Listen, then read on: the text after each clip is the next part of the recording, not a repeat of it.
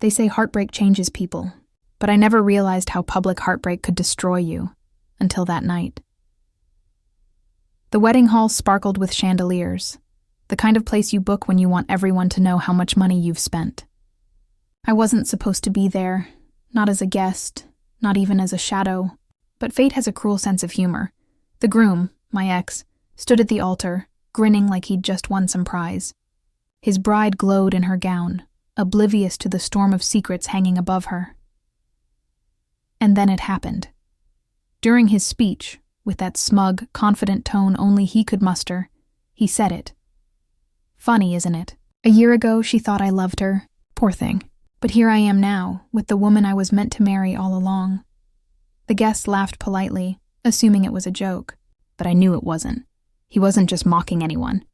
He was mocking me. The words cut deeper than any knife. My chest tightened. My fingers curled into fists. I wanted to scream, to run, to disappear. But instead, I stood frozen in the corner, watching the man who once whispered promises into my ear, now using me as the punchline of his wedding toast. I felt my dignity crumble in front of strangers. My tears burned, but I refused to let them fall. Not here, not for him, and yet, beneath the pain, something else stirred. A flicker. A flame. Humiliation has a strange way of sharpening the mind. In that moment, as everyone clapped for his cruel joke, I made a vow. If he wanted to mock my broken heart in front of the world, then I would shatter his perfect world in front of his bride. The thought terrified me and thrilled me, but revenge requires patience, and I had more patience than he ever imagined. Cliffhanger. That night, as the bride tossed her bouquet and the crowd cheered, I walked out with my phone buzzing in my hand. An unknown number had sent me a message. I know what he did to you. I can help. I sat on my bed, still in the dress I'd worn to the wedding, makeup smeared from holding back tears. The city outside pulsed with neon, but my room felt suffocatingly dark. The message on my phone glowed like a trap. I know what he did to you.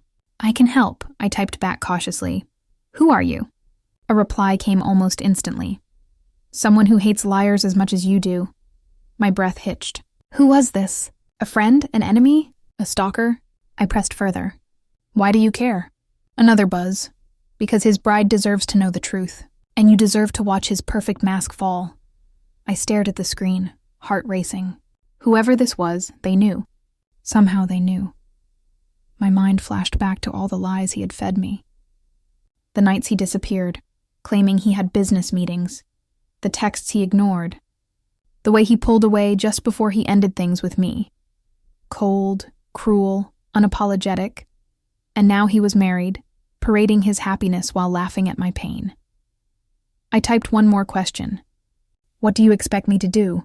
The reply was slower this time, but it chilled me to my core. Meet me tomorrow at 8 p.m., Cafe Verona. Bring your courage. I'll bring the truth. I didn't sleep that night.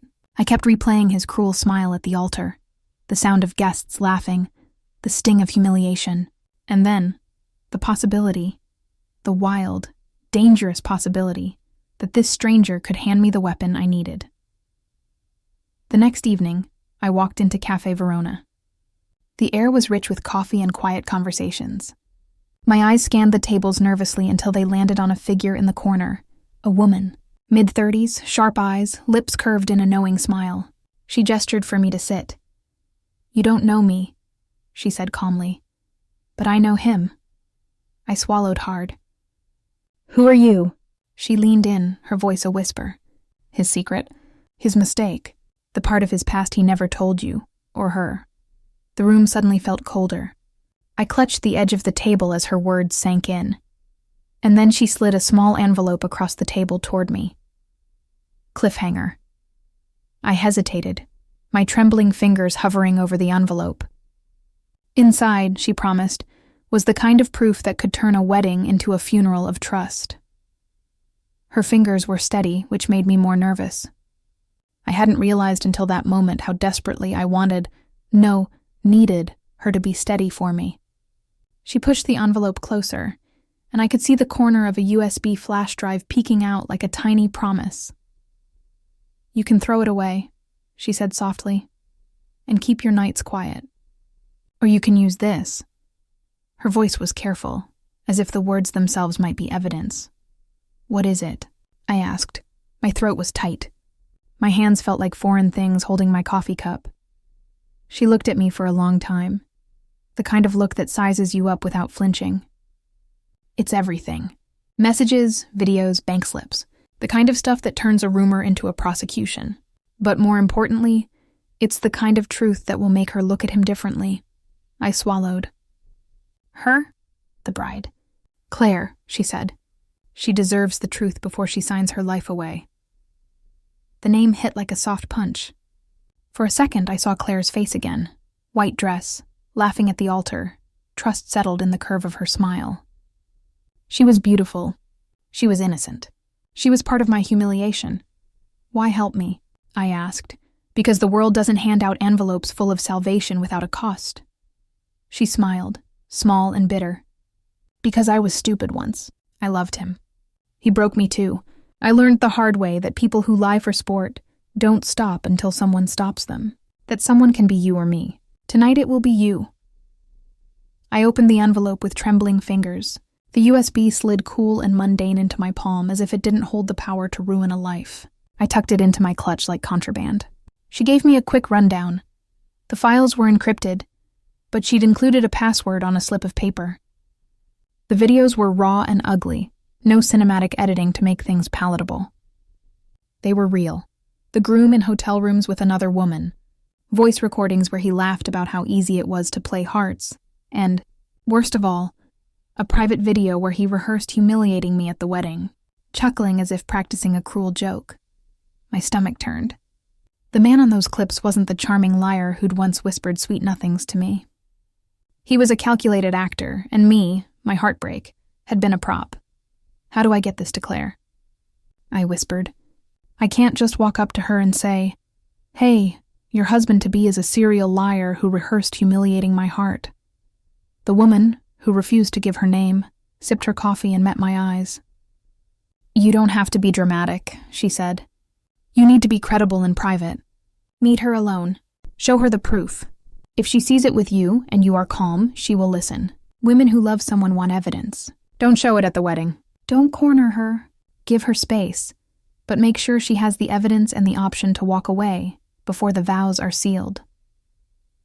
I tried to imagine confronting Claire in a hotel suite or backstage dressing room, sliding the USB across and saying, "Watch this." My palms sweated at the thought.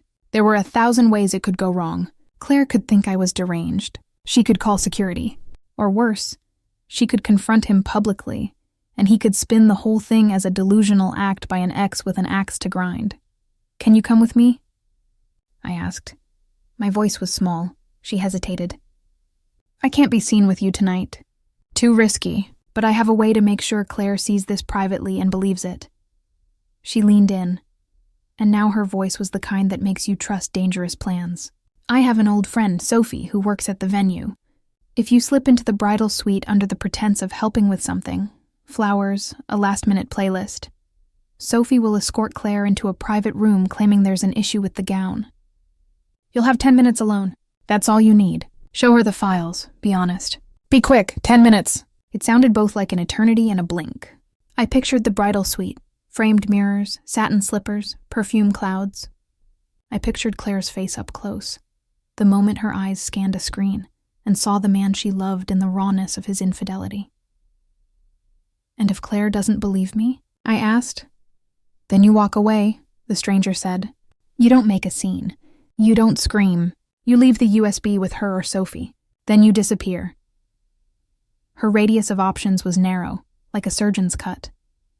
Precise. I liked that. I left Cafe Verona with my heart like a drum in my throat. The city seemed to pulse under my skin. Every light a spotlight. Every passerby a possible witness. I rehearsed my entrance over and over in my head. I practiced calm, practiced small talk for when I'd be helping with flowers. I told myself that I was doing this for Claire, not for revenge. That helped me breathe. At 9:45 p.m., I checked into the venue under the benign pretense the stranger had suggested. I'd volunteered at the last minute as a family friend helper to bring some old wedding photos for a display. It was absurd, but Sophie greeted me like she'd been expecting me, like she'd already practiced her part. "You look nervous," Sophie whispered as she guided me toward the wing where the bridal party was gathering.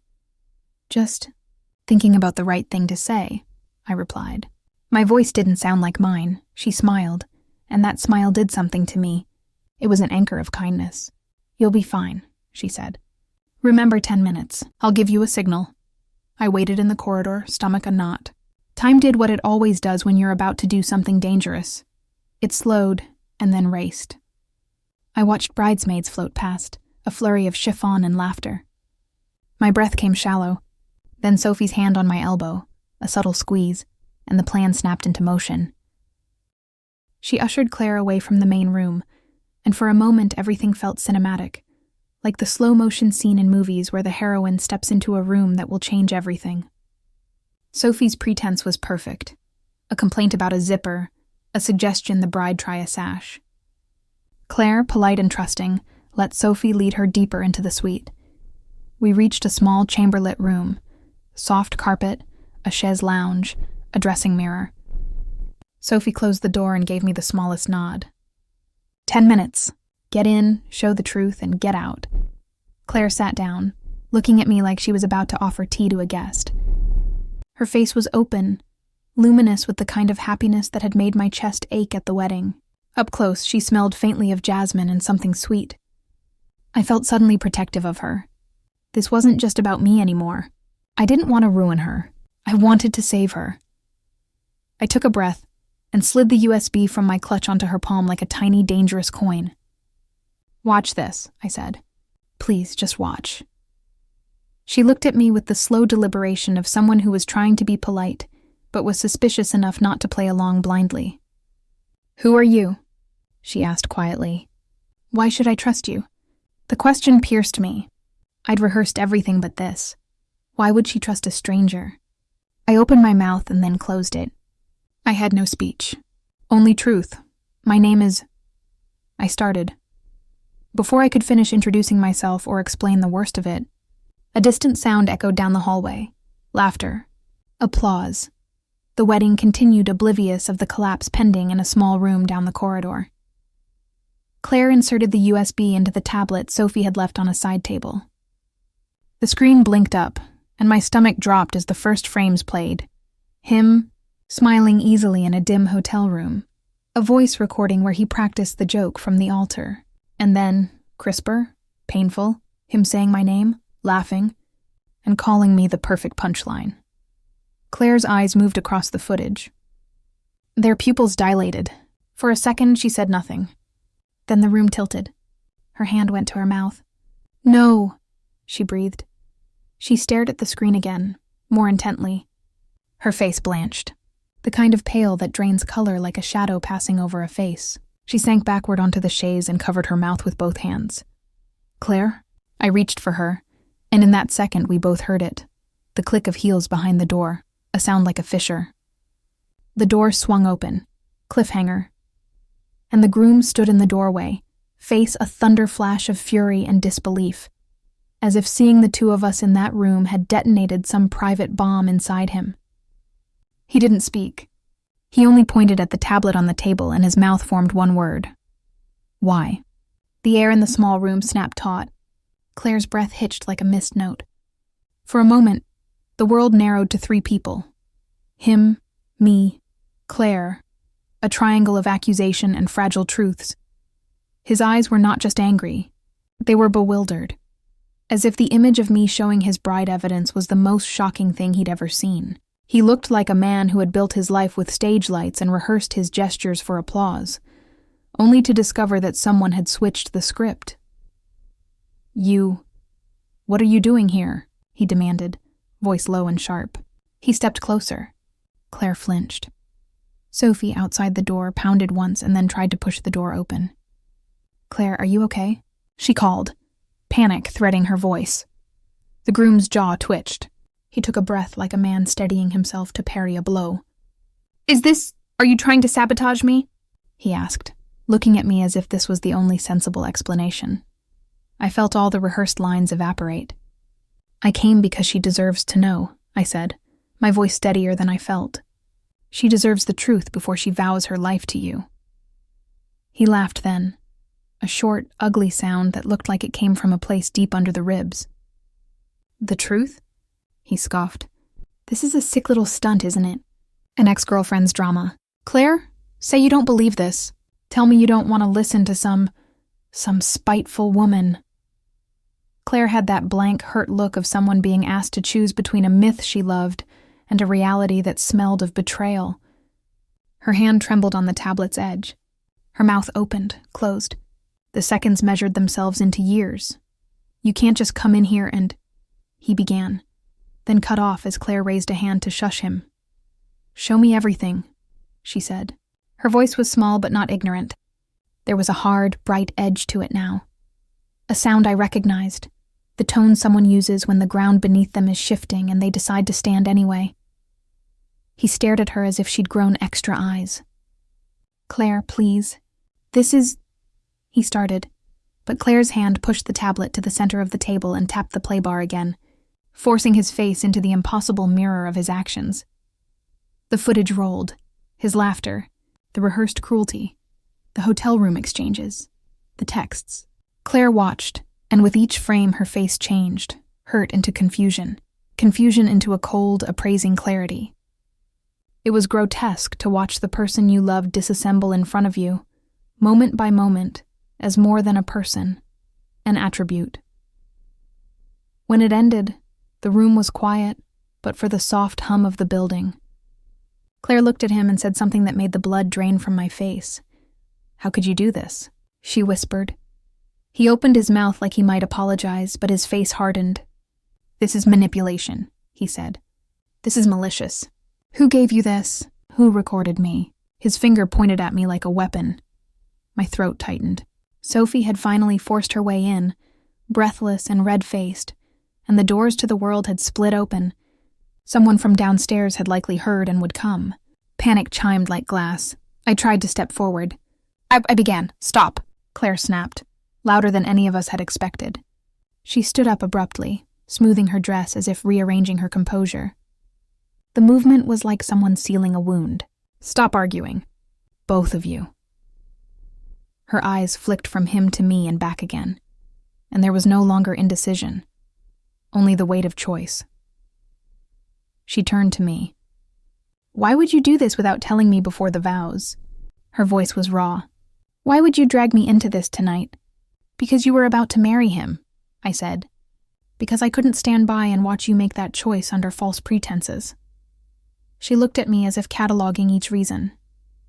Then she took a breath, and when she spoke next, it was like someone letting a heavy curtain fall. "I don't want drama. I don't want a scene. I need time to think.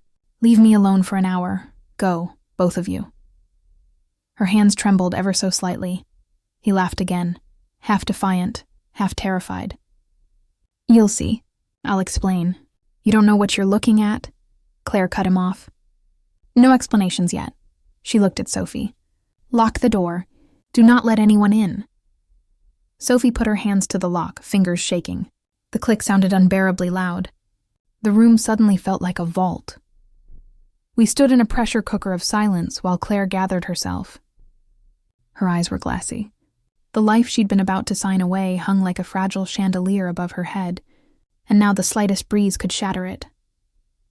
For a moment I wanted to beg. Tell her everything about the nights he ignored me, the way his hands had felt different when they weren't embracing me, how he'd practiced cruelty like a craft. But she'd asked for distance, so I stepped back, clenching my hands so hard my nails dug crescents into my palms.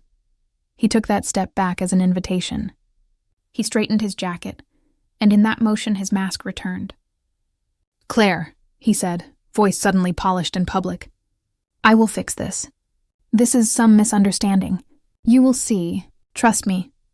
Claire looked at him for a long heartbeat, then looked away, toward the window where the city pulsed. When she finally spoke, it was not to either of us. It was to the room, to the air, to balance. "I'm not sure who to trust anymore," she said. "But I will not be humiliated. I will not be made a joke." Her words were a small iron sentence. Then, as if deciding something monumental in the quiet, she reached for her phone. "I'm calling my mother and my lawyer. she said. "You both will wait. I need time to process." The groom's face tightened. This was not what he'd rehearsed. He had planned a narrative of denial and deflection. Claire had stepped outside it. Before any of us could move, the door handle rattled. Someone from downstairs demanded entry. Guests, curious or alarmed. Voices filtered into the suite. The bride's mother, perhaps, or the best man. The fragile privacy we had was breaking.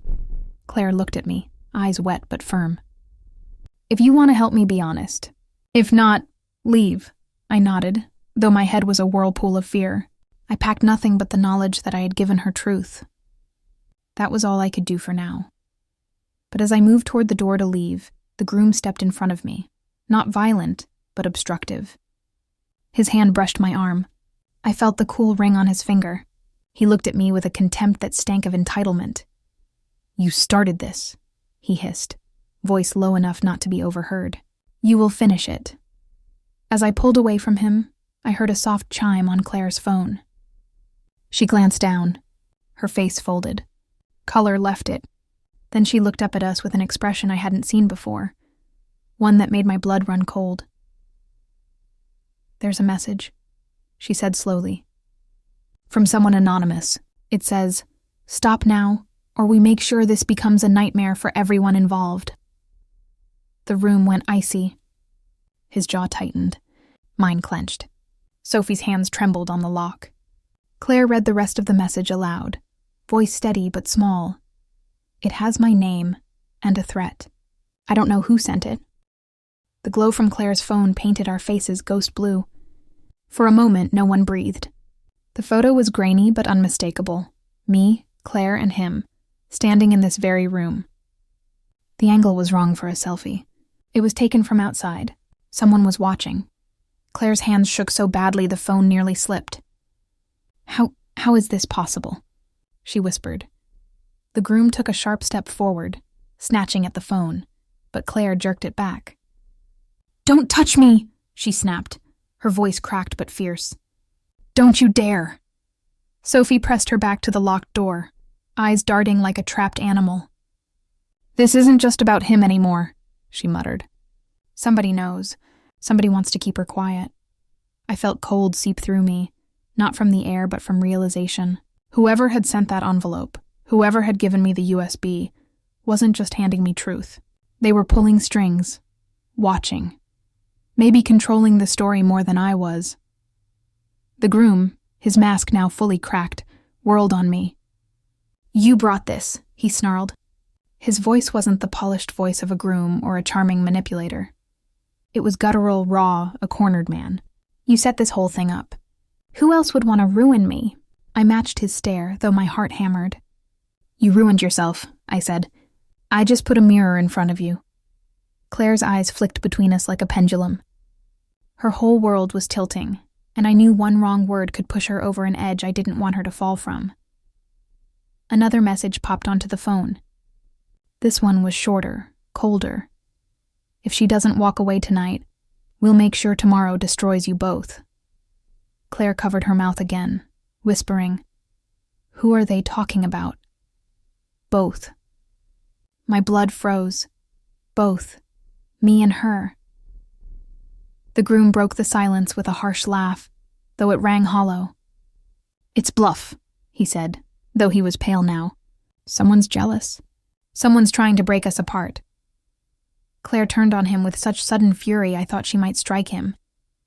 "Jealous?" she hissed. "You lied to me. You lied to her. You lied to everyone. Don't you dare make this about jealousy. This is about you."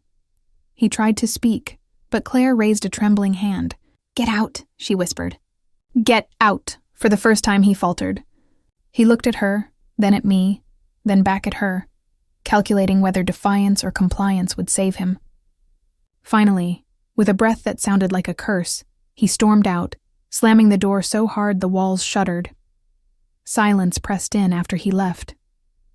Claire slumped back onto the chaise, shaking. Sophie hovered at her side, unsure whether to touch her. I stayed near the table, gripping the edge like it might keep me from collapsing. Claire whispered, "I can't marry him." "I can't, but..." She glanced down at the phone again, the threat still glowing. If I walk away, someone else will make sure this isn't just heartbreak. It'll be humiliation. And not just for me.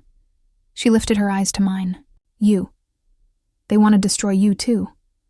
I wanted to say I didn't care, that I'd been humiliated once already and I'd survive again. But the truth was more complicated. A shadow curled in the back of my mind.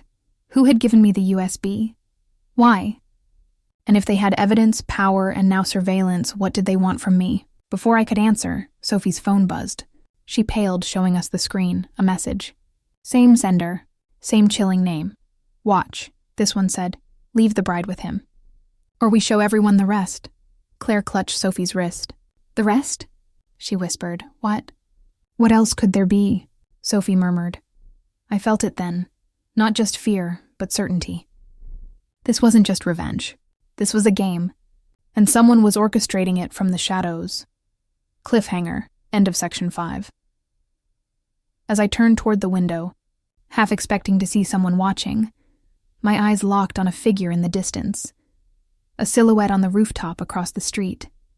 Motionless, holding something that gleamed under the city lights. A camera, pointed directly at us. Someone's out there, I breathed. My voice was barely audible, but Claire and Sophie followed my gaze.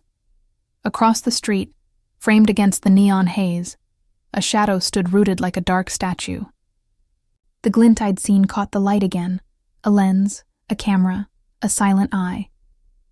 Claire's lips parted. They're recording us? Sophie yanked the curtain shut with trembling hands, her breath hitching. We need to call security, police, anyone.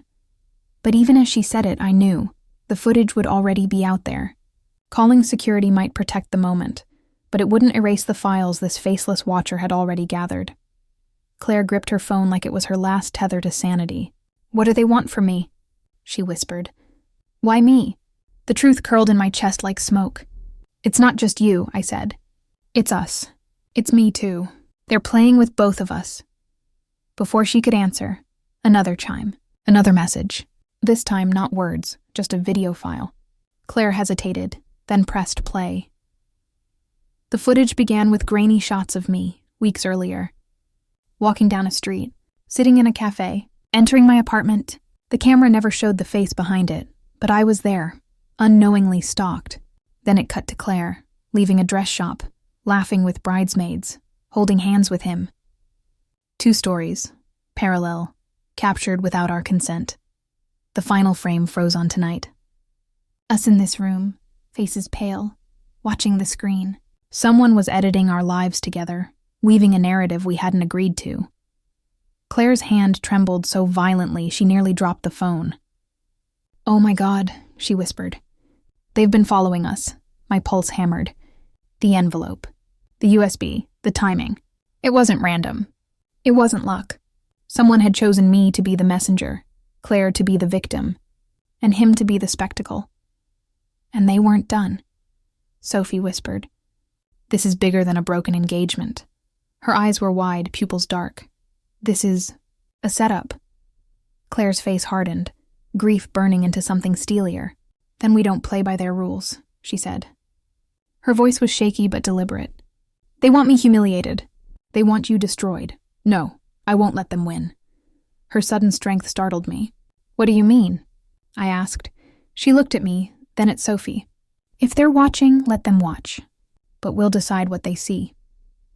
Before I could process, the doorknob rattled again, this time louder, insistent. A male voice called, Claire! It's time. The guests are waiting. Her eyes darted to the door, then to me. It's the best man, she whispered, my chest tightened. The wedding was still rolling forward, unstoppable machinery grinding toward vows, champagne, applause. But inside this room, the truth threatened to split everything open. Claire straightened her gown with trembling hands. Then she looked at me, eyes bright with tears. Stay, don't leave me. Not yet, the best man knocked harder. Claire? Claire pressed her palms together, as though bracing herself for battle. If I go out there, she whispered, I need a choice. Do I expose him publicly and risk everything? Or do I pretend, at least until we know who's pulling these strings? Her eyes burned into mine, begging for direction. The best man's voice sharpened outside the door. Claire, they're waiting! Cliffhanger. End of section 6. Before I could answer her, another notification lit up her phone. A live stream link. The title read, The Bride's Secret, already counting viewers. Someone wasn't waiting for Claire to choose. Someone was making the choice for her. The ballroom was still trembling with whispers when Sophia's words sliced through the chaos. I believe her. Michael staggered back like someone had ripped the floor out from under him. His voice, usually smooth and confident, cracked with panic. Baby, you can't actually, she's lying. She's jealous, crazy. But Sophia wasn't listening to him anymore. Her trembling hands reached for a chair, steadying herself as though her whole world had shifted. Her gaze was locked on me, eyes wide, searching, not for proof, but for strength. Emma, she whispered again, but this time it wasn't a plea. It was a summons. I walked forward slowly, the murmurs of the crowd parting around me like a tide. My heels clicked against the marble floor, each step echoing like a drum beat. Michael's chest rose and fell sharply. His mask of charm had shattered completely. What stood before everyone now was the real Michael. Desperate, sweating, unraveling. Don't you dare believe her. He barked. She's pathetic. She's nothing. The word hit me like an old bruise pressed hard, but this time it didn't sting. Instead, it fueled the fire roaring in my chest. Sophia's jaw clenched. She turned to me fully, her voice steady but trembling with betrayal. Tell me everything. So I did. Not with documents, not with recordings, just my voice, raw and steady. I told her how he wooed me, how he promised forever, how he mocked me after breaking me, how his words cut deeper than any knife. I told her about the manipulation, the cruelty, the arrogance. The guests hung on every word, their gasps punctuating my sentences. And when I was done, Sophia turned to Michael, tears streaking her cheeks. How could you? Michael reached for her hand, but she ripped it away. You think she's the victim? His voice rose, desperate. No, I'm the victim. She's trying to ruin us. Can't you see? But Sophia's answer was cold, final. The only thing I see, Michael, is the man you really are. Her words were thunder. And in that moment, standing beside her, I felt something strange. Not triumph, not satisfaction, but an alliance. A bond forged in betrayal. Sophia turned to me, her eyes sharp with resolve. If he tried to destroy you, she said, her voice firm, then he's going to learn what it feels like to be destroyed. Michael's face drained of color, and that's when I realized Sophia wasn't just broken.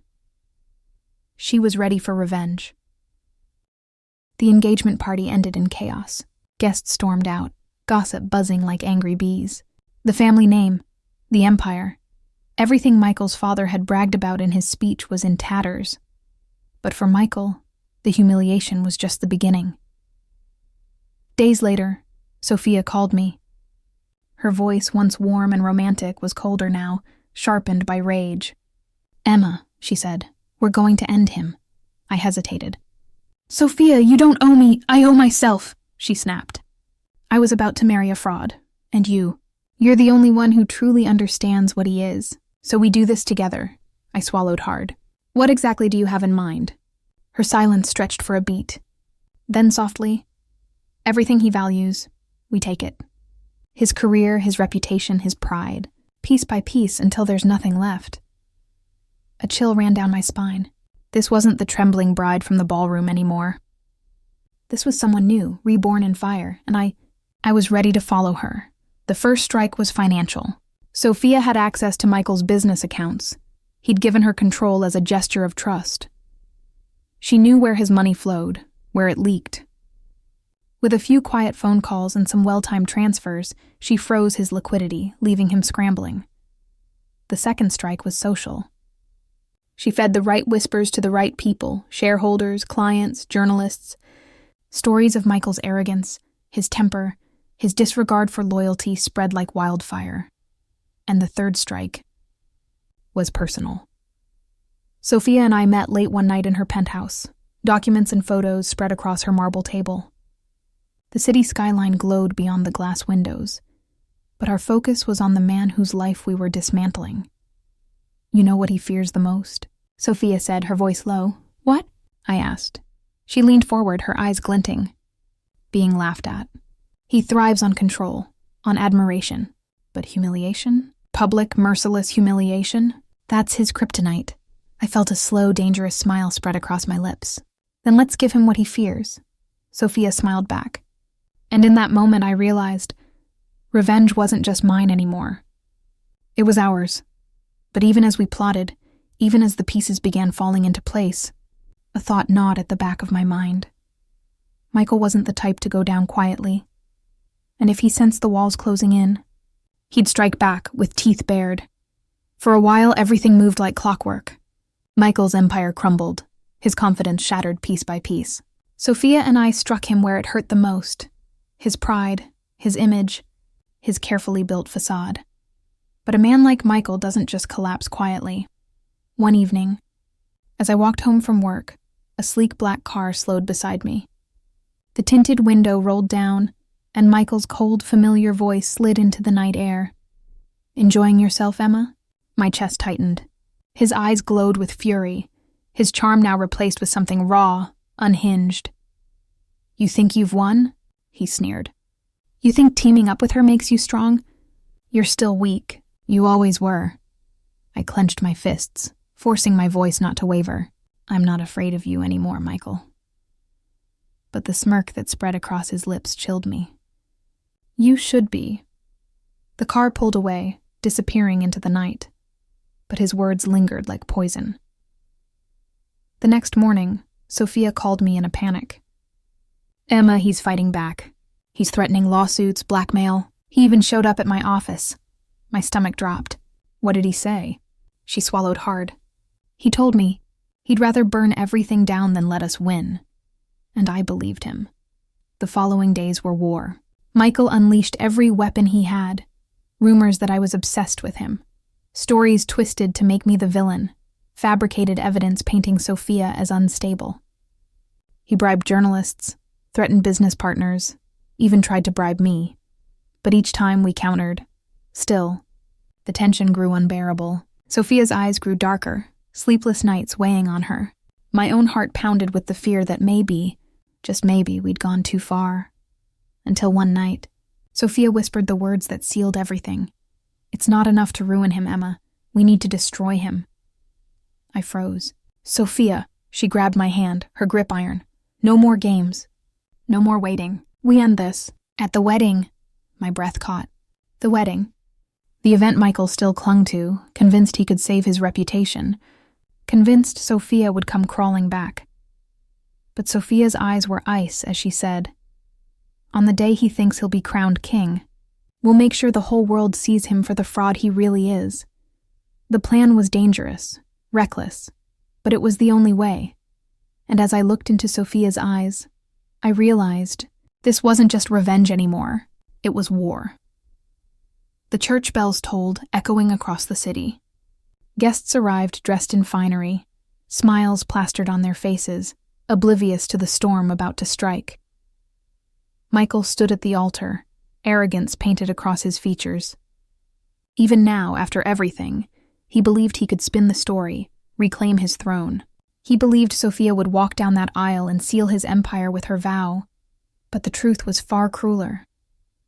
I sat among the crowd, my heart hammering, palms slick. Hidden in the folds of my dress was the tiny remote that would project everything onto the grand screen behind the altar, not just recordings this time, but documents, photos, testimonies from others he'd used and discarded. Proof that Michael was nothing more than a liar in a tailored suit. The music swelled. The doors opened, and Sophia appeared. But she wasn't in white. She walked down the aisle in a sleek black gown, her chin high, her eyes locked on Michael. Gasps rippled through the crowd. Michael's face twisted in confusion, then fury. What the hell is this? He hissed as she reached the altar. This, Sophia said clearly, her voice ringing through the cathedral, is the end of your lies. With a single nod to me, the screen lit up. Gasps turned to cries as Michael's secrets unfolded for all to see.